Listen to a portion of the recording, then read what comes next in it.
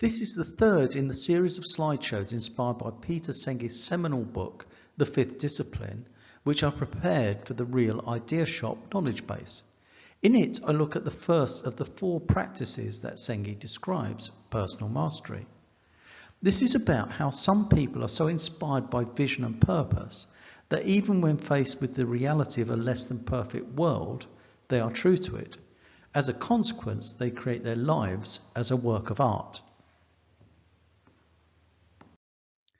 Senge describes personal mastery as a practice, and what he means by that is that it's not about dominance over something, but mastery in the sense that a master craftsman has mastery over her medium. This mastery is developed through being driven by a vision that is so important to them that they stay true to it even in the face of a less than perfect reality. The best exemplar of this is the builders of the Gothic cathedrals. The cathedral was to them a representation of heaven built in stone. Theirs was a heaven of mathematics and divine ratios, which mattered to them and their immortal soul. But they were keenly aware that the world could never match the Platonic forms that were only to be found in heaven. Nevertheless, they kept true to their vision, and from this learnt the craft that gives us these wonderful buildings today. Being true to your vision in the face of honesty about the world as it is provides the motive force or tension between the two.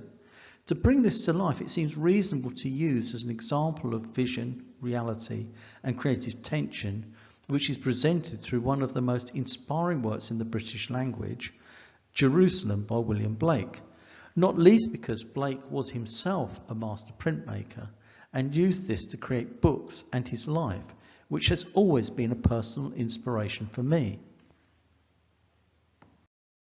Jerusalem is such a familiar piece which is sung at the last proms and is the anthem of the Women's Institute.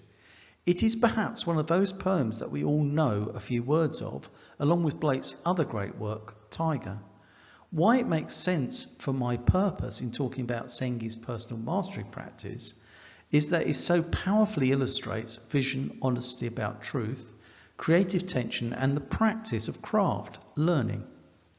And did those feet in ancient times walk upon England's mountains green? And was the holy Lamb of God on England's pleasant pastures seen? And did the countenance divine shine forth upon our clouded hills? And was Jerusalem builded here among these dark satanic mills? Bring me my bow of burning gold, bring me my arrows of desire, bring me my spear, O clouds unfold, bring me my chariot of fire. I will not cease from mental fight, nor shall my sword sleep in my hand, till we have built Jerusalem in England's green and pleasant land. Jerusalem is not only an inspirational piece, it also encapsulates Blake as a man and visionary as well as his life as an artist. But he never achieved the success he craved in his life because, while he was admired by many of his contemporaries, traditional society at the time, along with the British Academy of Art, found it difficult to manage him, and he found it impossible to be managed by them. From a modern business perspective, that is the challenge for those who want to nurture personal mastery or truly engage with those who have this quality. Anecdotally, I find these people running and leading businesses rather than working in them. And did those feet in ancient times walk upon England's mountains green? And was the holy Lamb of God on England's pleasant pastures seen? And did the countenance divine shine forth upon our clouded hills? And was Jerusalem builded here among these dark satanic mills? In actual fact, this is a reference to a myth that Jesus really did come to England with his uncle, who was a tin trader and famously visited Glastonbury. The point here is that this represents the sort of sustaining and inspiring vision that true personal mastery needs.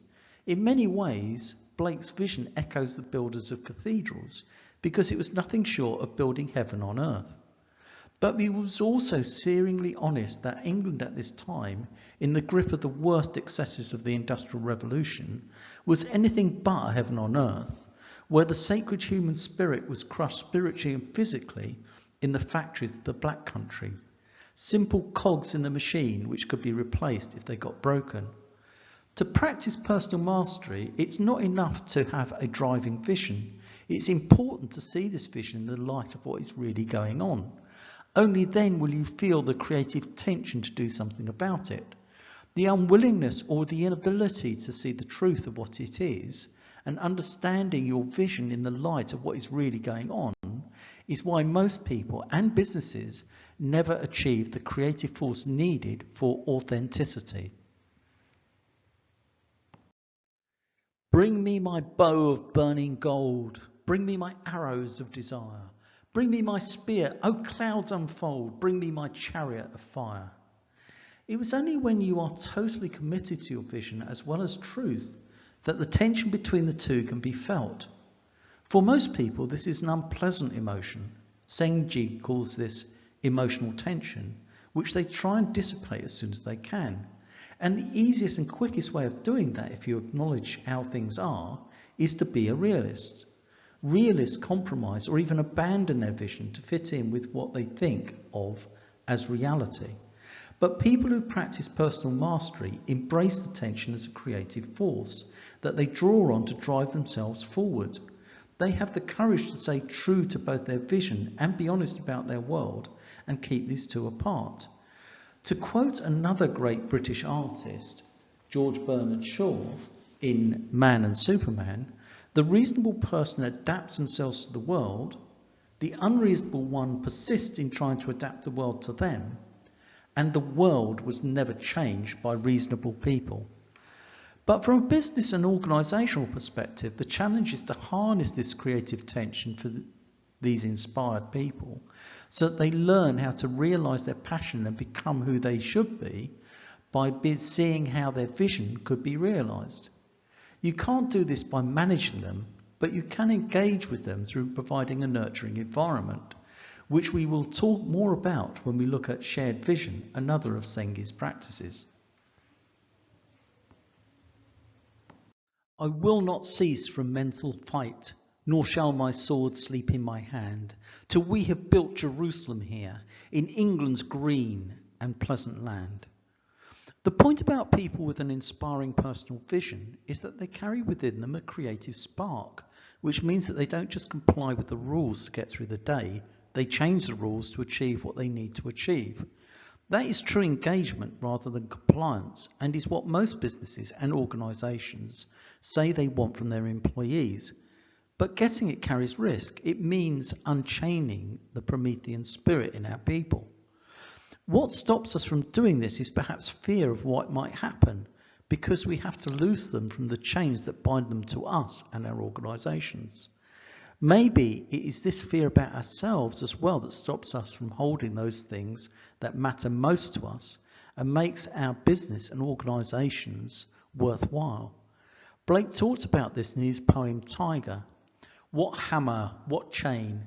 In what furnace was thy brain? What the anvil, what dread grasp? Dare its deadly terrors clasp? When the stars threw down their spears and watered heaven with their tears, did he smile his work to see? Did he who made the lamb make thee? So why is the practice of personal mastery crucial for a systems approach to develop the organisation as one that learns? There are, I think, three areas that are important: having a long-term view, a commitment to finding out what is really going on, and a willingness to learn from this insight about how to bring the world as it is closer to the vision. Vision in personal mastery is not something that can be achieved now. It's more like a direction of travel. And so by its nature, focused over a long term rather than the here and now. Taking this long-term point of view means you're more likely to see the patterns that emerge from complexity.